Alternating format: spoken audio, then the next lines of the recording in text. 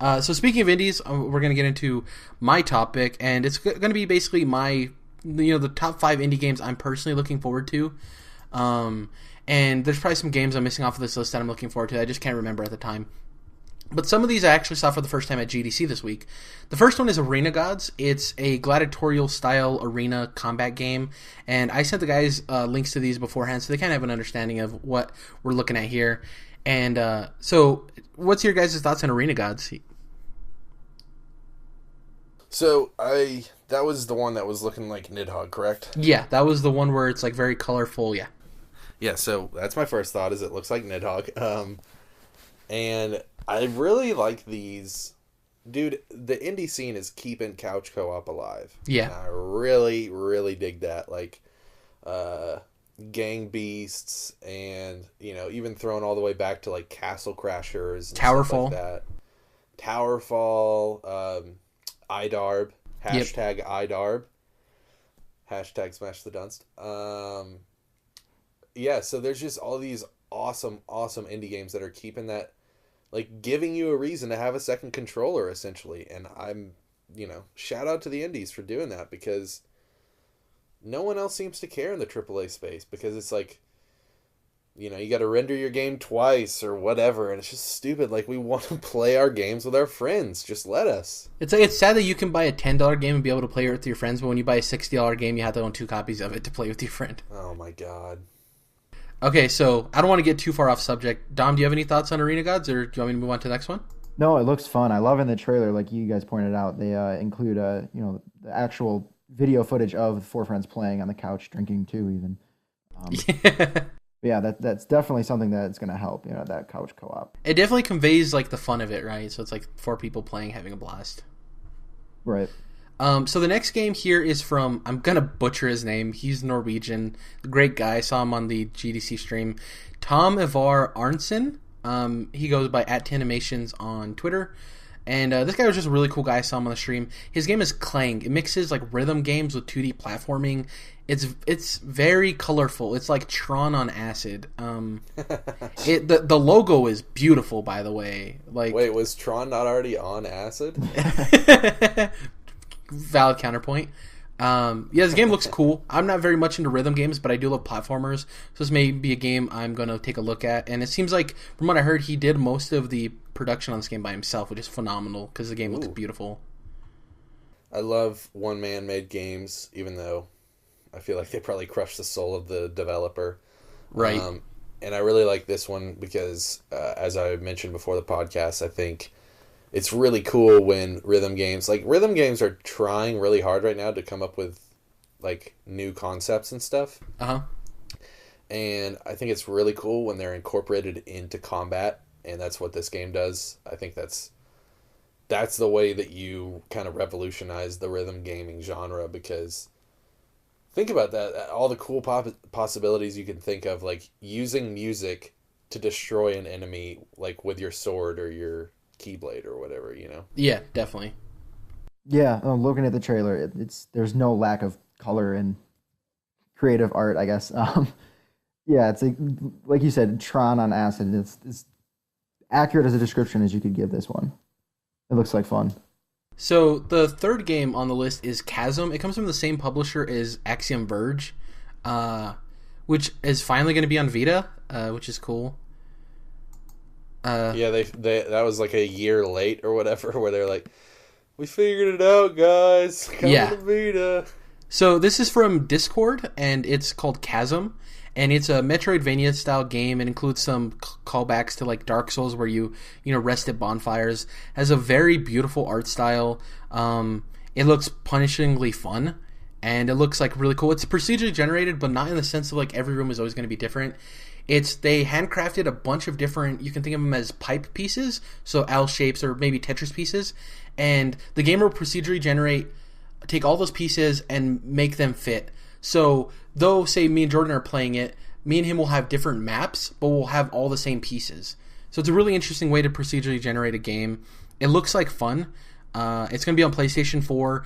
They said since they got Axiom Verge working on Vita, this more than likely will be on Vita if there's enough of a search for it. So if anybody that's in love with PlayStation Vita, Jordan, call in, Greg, if they have anything to say about it, this will definitely hit Vita. What do you guys think of Chasm? Does it look cool? Does it look fun? I love, obviously we're at a point where you don't have to use 16-bit graphics anymore. Yeah. People are still using 16-bit graphics in creative ways that haven't ever been used before, and that's like, it's kind of like movies being made with actual film, or music being recorded onto analog machines. It's just, you don't have to, but it's kind of nice when you do. It sounds different or it looks different, and I enjoy it. Yeah, it's taking the nostalgia that you love but putting like a new age kick on it, which I love. It's like taking Right. what you love of the old and mixing modern-esque things that you love and mashing them into one beautiful piece of greatness. Yeah, that one definitely looks like fun too. Okay, so the next game on the list is from Cappy Games, and this is going to be an Xbox One exclusive. It's going to be on Steam as well, obviously. It's Below. It's this like top-down, very dark, very menacing. Apparently, it's brutally punishing to the point of making people not want to finish the game. So it's definitely up our alley, I think, because all of us have played Bloodborne or Dark Souls. Their website is really good. I like the marketing. The website for Below is whatliesbelow.com, which is fantastic. I think that's beautiful on the marketing team to get that website. The page design too, like you start at the top and it's like below, and you're scrolling down through the world as you're finding out new things about the game, which is really cool because it harpens to the design style of the game and the name and everything. So the artistic point of this, from just seeing the website, I could just imagine, and seeing the trailers, this game is going to be a hit. Cappy makes pretty good games, obviously. This has been in gestation for a while. It should have been released, I think, a lot sooner, or a while back, and they've kind of sat on it for some reason. Probably technical difficulties and stuff in polishing. But are you guys familiar with Below? Do you guys have any expectations? What you guys think about it? Now that I've played Bloodborne, I am excited for a game like this. I like, for those who don't know, the environment is kind of like layered on top of each other in a cool way, where it's like you kind of go upstairs and downstairs to get through the level. Mm-hmm. And then there's, just cool things like, kind of like the Dark Souls or Bloodborne series, where they're kind of, like nipping at your heels, making things tougher on you as you go, and creating a bigger challenge put in front of you. Obviously it has a great art style, and the gameplay looks solid, but yeah, it's definitely on my radar. You, Dom? You familiar with Below? Yeah, no, I wasn't until you brought this up and showed us earlier. But yeah, no, I definitely love the Dark Souls Bloodborne-esque stuff they have going on too. So yeah, we'll definitely keep an eye on this one. Okay, so the next one is Cuphead. Cuphead takes like, old like Disney style animation and turns it into a 2D game. It's weird because there's been discussions as to whether or not this is going to be a platformer, because a lot of it's just boss fights that you see. So people are wondering if this is like boss fight the game. But like the boss fights are really cool. They look really awesome. There's like this flower one, and if you love like classic Disney or that old like cartoon style like Steamboat Willie, this is definitely going to be a game that people are going to enjoy. And it's such a cool idea because that's an art style that hasn't been seen in a very long time, obviously. And I don't know, I think it's going to resonate with a lot of people, young and old. I think kids are going to love this game too. But like, I'm just wondering if this is going to be a 2D platformer, if it's going to be... I want to see... I'm fine if it's boss fight the game. I'll definitely enjoy it and I'll buy it because it looks cool. But I want to know what exactly all of the gameplay is, It does seem like it needs a little more information for us to go on. So I'm excited to get that, because this has been one of those games that's kind of seemed mysterious for a while. Yeah, definitely. It's like there's not enough information out there to make a call, but it looks interesting enough to like want to play it. Yeah, like they haven't even said the fact that it's all bosses or anything, but that's all we have to go on because that's all they've shown us. So with that, let's say that it's just bosses. I'm totally cool with that, because I think that's a cool way to make a video game. Like, why do you have to run through all these hundreds of weasels that you just, completely strike down without any effort whatsoever? Why can't it all be like why can't every enemy in a video game really truly matter? Like, I don't know if you guys ever played the Prince of Persia reboot that was just called Prince of Persia. Nah. Jake Gyllenhaal? So That was around the time the movie came out, yeah, but we won't speak of that. Yeah, so just called Prince of Persia on Last Generation, and I was, and still am. Hey, that's a franchise that needs to come back. Prince of Persia, where you at? You know. Yep. But yeah, I'm a big fan of Prince of Persia, and I wanted to like that game a lot, and people had their qualms, but I think it's a good game. Anyways, the point I was making is that you only fight when you're fighting in Prince of Persia. There's only ever one enemy that you're fighting, and it makes the battles like really intense. And it's not hard or anything, but it makes you like really focus on this one guy, and you're not thinking about the next person that you're defeating. You're really in the moment. Yeah. So I think that would be cool if that's what Cuphead's going for. I think that could be to their benefit. If anything, if I had to make a guess, I'm assuming it's going to be in the Shovel Knight Mega Man-esque style of like, you know, it's a level and then there's like a boss, like a themed boss, right? Yeah. If I had to make a guess, but obviously we have no information, so that's basically it. Are you familiar with Cuphead, Dom? Yes. Oh man, like the art style in this. I mean, like you guys said, yeah, we're just seeing some boss fights or whatever, but yeah, that classic Disney style art style is just like salivating, I guess. It looks cool. If both of them, they're both exclusive to Xbox One, and they're on PC, obviously. I'm not too sure about Cuphead. I know, obviously, Below is. But if those two games hit it out of the park and they're really solid, that's going to be awesome for Microsoft. It's just another, you know, something good for them. That's just awesome. The last game is, I'm going to go out on a limb here, personally, and say this is my most anticipated. If this game comes out this year, there's no release date on it. This is my most anticipated game of this year, because Andromeda got pushed to next year. Katana Zero is from ASCII Soft. This game is amazing. I love 2D platformers. It's probably my favorite genre of video games. And this game takes like neon 80s just awesomeness and merges it with, you know, traditional Japanese fighting mixed with time manipulation. You know, it's just it's so amazing. The developer is really cool. The music in this game's fantastic. There's a dialogue system. I don't know if you guys are familiar with that. There's a dialogue system where there's branching conversations you can have with people. And the time manipulation in the game is really cool. It's really well implemented. The way that you play through the game, and when you die, it's just a failed attempt. It's not really you dying. And when you see the camera footage, when you beat the level, that's your quote-unquote completed attempt, but that's your plan, and you execute the plan and go through with it. I think it's just so beautiful. I can't wait for this game. I have nothing else to say. Art's incredible. What do you guys think? Yeah, I have nothing else to say. Art's incredible. I can go on and on. No, I'd echo that too. The art looks really cool. But yeah.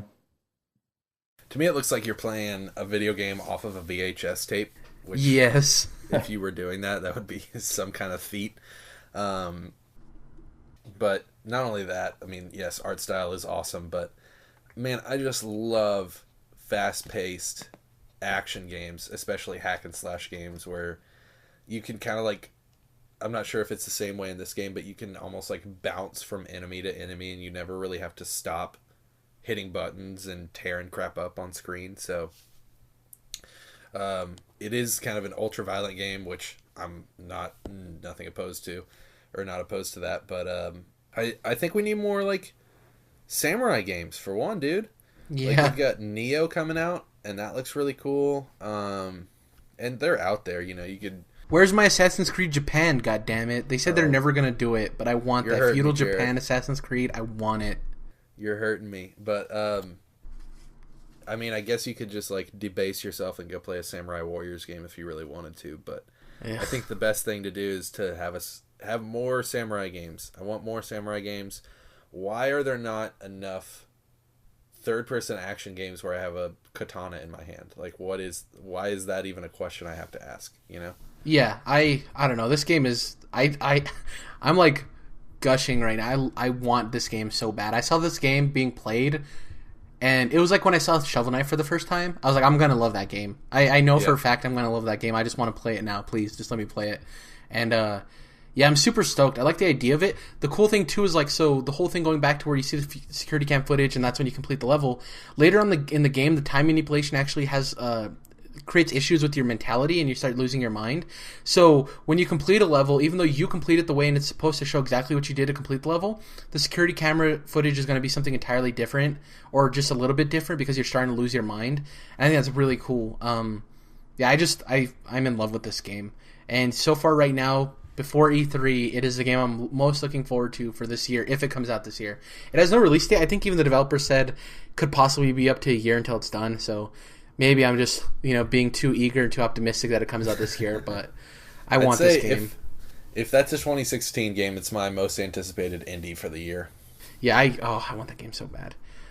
Do you guys have any indies, real quick, before we head out? Any indies you guys looking forward to that I didn't mention? Yeah, so actually this one just came out March 15th on PlayStation 4 with releases planned for Vita and then eventually Windows. It's from Ska Studios, Salt and Sanctuary. I don't know if you've heard of it. Oh, I heard that game's supposed to be really good. They've been saying if you're into like brutal games that it's supposed to be a really good time. It literally looks as if Dark Souls was turned into a 2D platformer game. That's exactly what it looks like. Like step for step. That's what it looks like. It could almost be copied. Like they might get in trouble kind of copied, but people are saying it's one of the more underrated games. Like people aren't talking about it enough that they should be talking about it, and we are. So yeah, trendsetters here, controlled interests.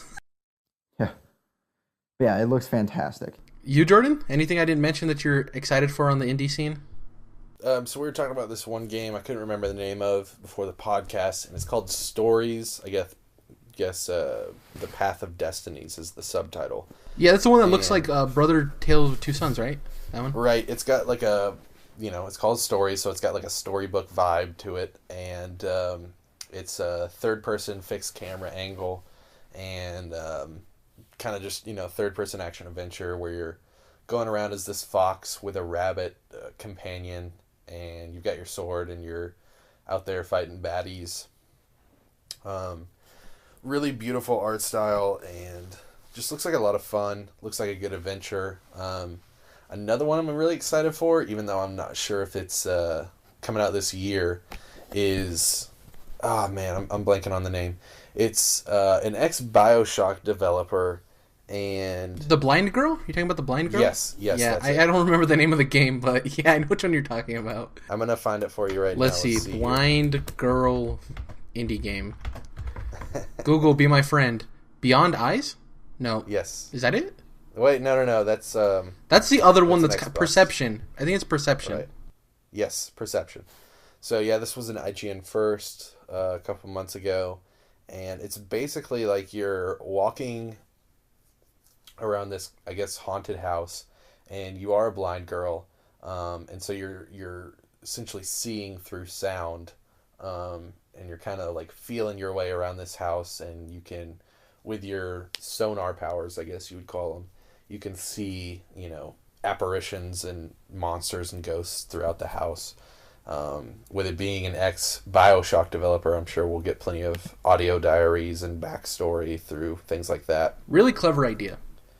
Yeah, that's what indies need to be doing right now, is just thinking of, which they are, having new and interesting ways to interact with a video game, I think is what's going to keep indies relevant. Yeah. So yeah, Perception, Stories, I'm excited for Below. There's a couple others out there, but I'm kind of blanking on those, so. Alrighty, so what are you guys going to be playing this coming week? For me, I'm going to be playing through The Division, getting more through that, continuing Pokemon Yellow as usual, Smite as always. I think at this point I just want to stop saying that I'm going to be playing Smite.